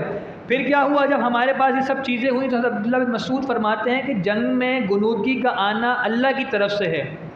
اگر جنگ میں انسان کو غنودگی آئے تو یہ اللہ کی طرف سے ہے، اور نماز کے اندر اگر انسان کو غنودگی آئے تو یہ شیطان کی طرف سے ہے، یہ شیطان کی طرف سے ہے. جب مسلمانوں پر غنودگی آئی تو مسلمانوں کو سکون راحت ملی. پھر کیا ہوا؟ وَيُنَزِّلُ عَلَيْكُم مِّنَ السَّمَاءِ مَاءً، اور تم پر آسمان سے پانی اتارا.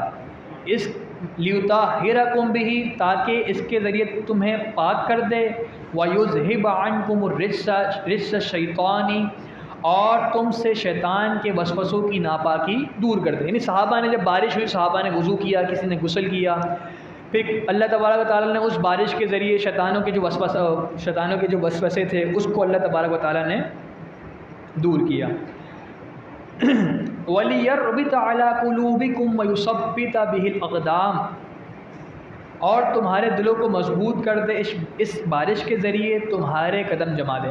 اب یہاں پر ایک بات یہاں پہ ایک توجہ ہے کہ جب غزوہ بدر کے دن کفار جب غزوہ بدر ہونی تھی تو کفار اور غزوہ بدر کے مقام پر پہلے پہنچ گئے تھے. کفار غزوہ بدر کے مقام پر پہلے پہنچ گئے. تو اب کیا ہوا؟ جب پہلے پہنچے تو کفار نے بہترین جگہ لے لی، ان کے پاس جگہ اچھی آ گئی. یعنی ان کے پاس جو جگہ تھی وہاں پر پانی بھی تھا، وہاں پر جو ان کے پاس جگہ تھی وہ اچھی تھی، زمین بھی اچھی تھی. اور مسلمانوں کے حصے میں جو زمین آئی تھی نا، وہ ریتیلی زمین تھی جس میں پاؤں دھسے جا رہے تھے، یعنی جس میں کھڑا ہونا بہت مشکل تھا، جس میں کھڑا ہونا بہت مشکل تھا. اور مسلمانوں کے پاس پینے کے لیے پانی بھی نہیں تھا، کیونکہ جو مسلمانوں کے حصے میں جگہ آئی نہ وہاں پانی تھا، وہاں زمین بھی ایسی تھی جہاں گھوڑے دھس رہے تھے، مسلمان کھڑے نہیں ہو پا رہے تھے.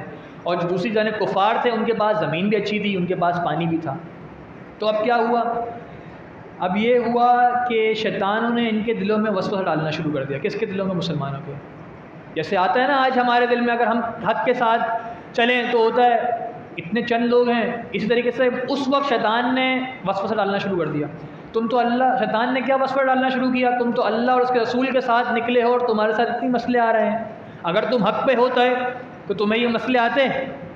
شیطان اپنی ناقص عقل کے مطابق مسلمانوں کے دل میں ڈال رہا تھا. آج ہمارے دل میں بھی آتا ہے، ہم یہ اچھا کام کر رہے ہیں، کسی کو برا لگ جائے گا، یہ لگ جائے گا. اگر اچھا کام ہو، جس کو برا لگتا ہے لگے. اللہ اور اس کا رسول راضی ہونا چاہیے۔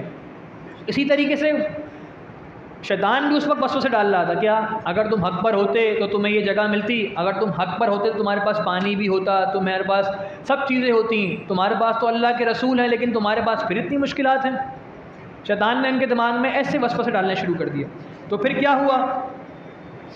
تو اللہ نے آسمان سے پانی برسایا، بارش کا ذکر ہوا، تو اب کیا ہوا؟ جب پانی برسایا جس سے مسلمان سیراب ہو گئے، اور ریت کیا ہو گئی؟ جم گئی، یعنی ریت ٹھوس ہو گئی، مسلمانوں کی مشکلات یہاں ختم ہو گئی۔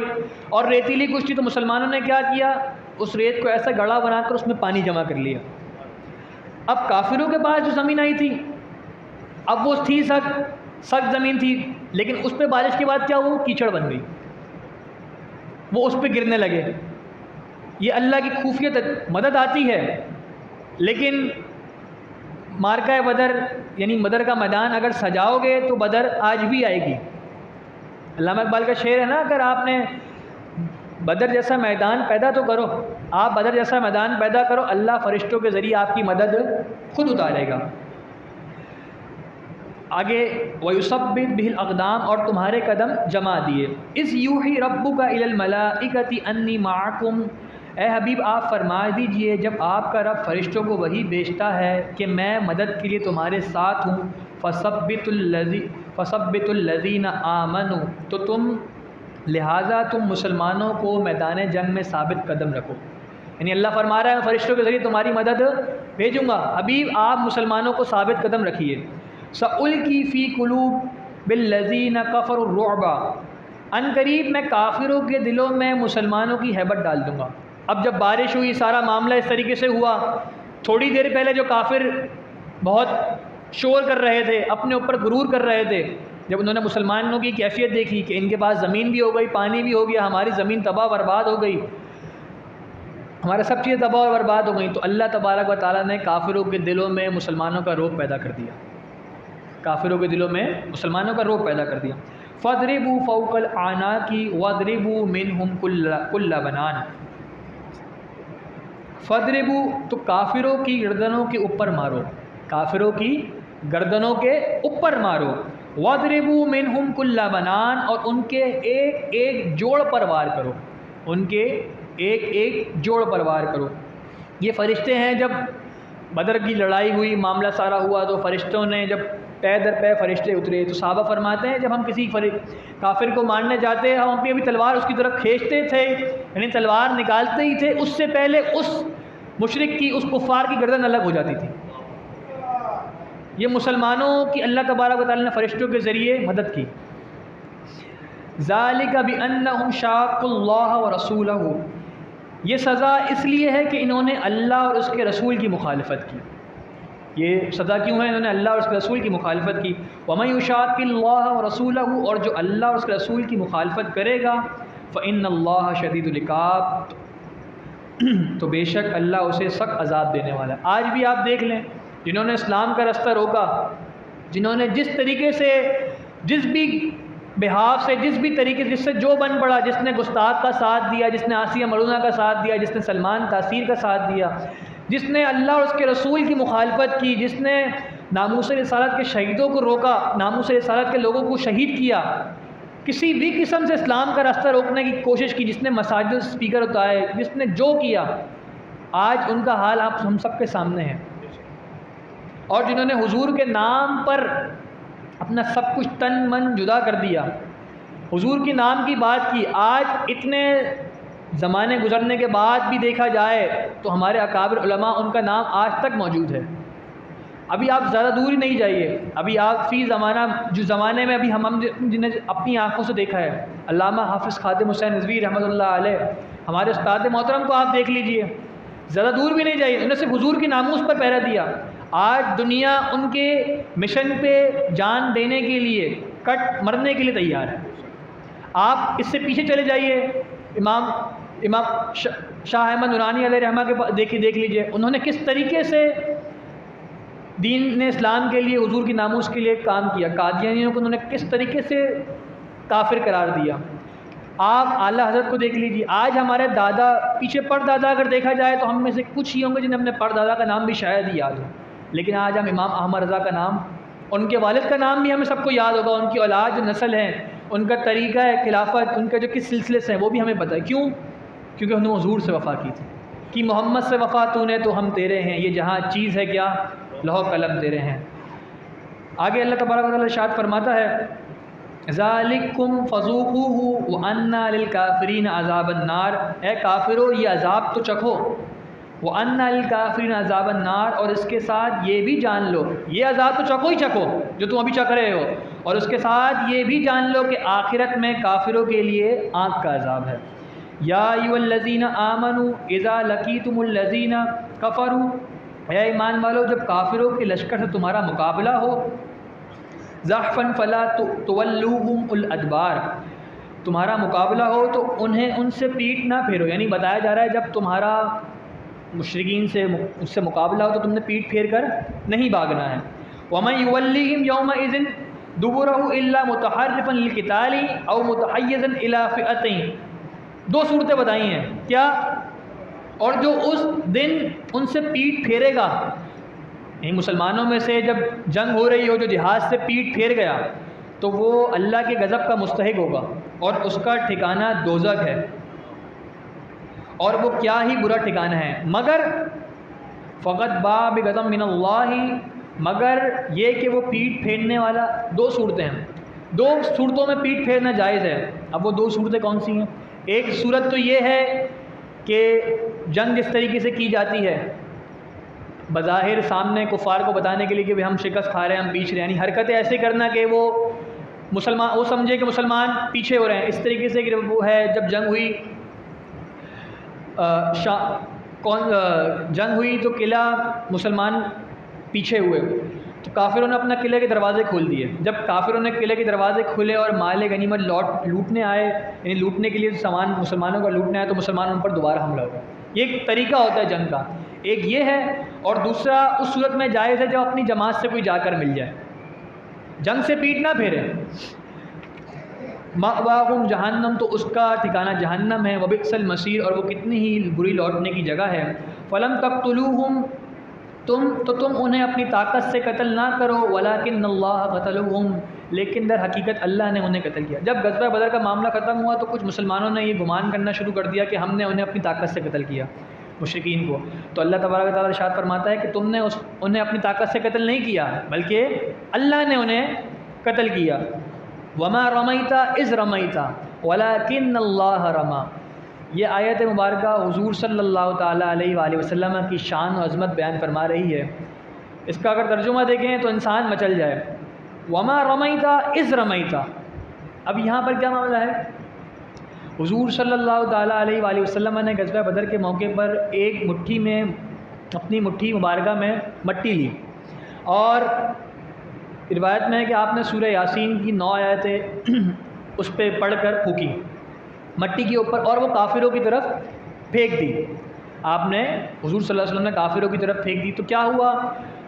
وہ حضور کا مٹی پھینکنا کافروں کی طرف، تو اس سے کیا ہوا؟ کافروں کے اوپر حضور کا رعب آ گیا اور مسلمانوں کا رعب آ گیا، اور مٹی کافروں کی آنکھ ناک کان میں چلی گئی۔ لیکن پھینکی کس نے تھی؟ حضور صلی اللہ علیہ وسلم۔ قرآن کا ارشاد فرما رہا ہے وما رمیتا، اے حبیب وہ مٹھی بھر خاک جو آپ نے کافروں کی طرف پھینکی، اذ رمیتا وہ آپ نے نہیں پھینکی، ولکن اللہ رما بلکہ اللہ نے پھینکی۔ کس نے پھینکی؟ یعنی کیا پتہ چلا؟ حضور صلی اللہ تعالیٰ علیہ وسلم کا جو فعل ہے در حقیقت وہ اللہ کا فعل ہے، یعنی جو حضور کرتے ہیں، جو حضور کر رہے ہیں، جو حضور نے کیا، وہ سب اللہ تبارک و تعالیٰ کی رضا سے، اور اللہ تبارک و تعالیٰ جو حکم فرماتا ہے وہی حضور کرتے ہیں۔ جو آپ نے مٹی پھینکی وہ آپ نے نہیں پھینکی بلکہ اللہ نے پھینکی۔ وَلِيُبْلِيَ الْمُؤْمِنِينَ مِنْهُ بَلَاءً حَسَنًا، اور اس لیے کہ اللہ مسلمانوں کو اپنی طرف سے اچھا انعام، یعنی اچھا انعام سے مراد فتح دے گا اور مال غنیمت دے گا۔ ان اللہ سمیع علیم، بے شک اللہ خوب سننے والا اور جاننے والا ہے۔ ذالکم وان اللہ موحن قید الکافرین، اور یہ فتح اور نصرت تو ہو چکی، اس کے ساتھ یہ ہے کہ اللہ کافروں کے مکر کو کمزور کرنے والا ہے۔ ان تستفتحوا فقد جاءکم الفتح، اے کافرو اگر تم فیصلہ چاہتے ہو تو فیصلہ تمہارے سامنے آ چکا ہے۔ اب یہاں پر یہ بات ہے کہ جب یہ سارا معاملہ ہوا تو کافروں کو میں سے انہوں نے کیا کیا، انہوں نے ابو جہل نے بھی یہاں تک کہ دعا کی تھی، بعض کافروں نے غلاف کعبہ میں لپٹ کے دعا کی تھی، اے یا اللہ اگر جو سچا ہے مسلمانوں میں سے، یعنی حضور اگر تیرے سچے نبی ہیں یا یہ، تو اسے فتح و نصرت سے نوازنا۔ یہ مشرکوں نے دعا کی تھی، جو سچا ہے اسے فتح و نصرت سے، اگر وہ سچے ہیں تو انہیں، اگر ہم سچے ہیں تو ہم۔ اب اللہ تبارک تعالیٰ ارشاد فرماتا ہے اے کافرو اگر تم فیصلہ چاہتے ہو تو فیصلہ تمہارے سامنے آ چکا ہے۔ فتح کس کی ہوئی ہے؟ مسلمانوں کی ہوئی ہے، فیصلہ تو اب تمہارے سامنے آ چکا ہے۔ وَإِن تَنْتَهُوا فَهُوَ خَيْرٌ لَكُمْ، اور اگر تم ہمارے حبیب صلی اللہ تعالیٰ علیہ وآلہ وسلم کی دشمنی سے باز آ جاؤ، فَهُوَ خَيْرٌ لَكُمْ، تو یہ تمہارے لیے بہتر ہے، بھلا ہے۔ وَإِن تَعُودُوا نَعُدْ، اور اگر تم پھر شرارت کرو گے تو ہم پھر سزا دیں گے۔ اب بھی اگر تم باز نہیں آتے نا، اگر تم نے اس کے بعد بھی شرارت کی تو پھر ہم تمہیں سزا دیں گے۔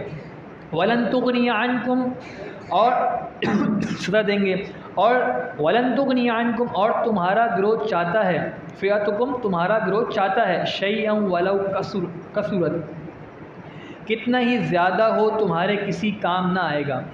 کیا مطلب؟ تمہارا گروہ چاہتا ہے کتنا ہی زیادہ ہو تمہارے کسی کام نہ آئے گا، یعنی تم جتنے ہی چاہے کیوں نہ ہو، تم ابھی بھی تو زیادہ تھے نا، غزوہ بدر میں بھی تم زیادہ تھے، تمہارا گروہ تمہارے کوئی کام آیا؟ کچھ ہوا؟ نہیں ہوا۔ وَأَنَّ اللَّهَ مَعَ الْمُؤْمِنِينَ، اور بے شک اللہ مسلمانوں کے ساتھ ہے۔ یہاں پر ہمارے سورہ انفال کا دوسرا رکوع مکمل ہوا۔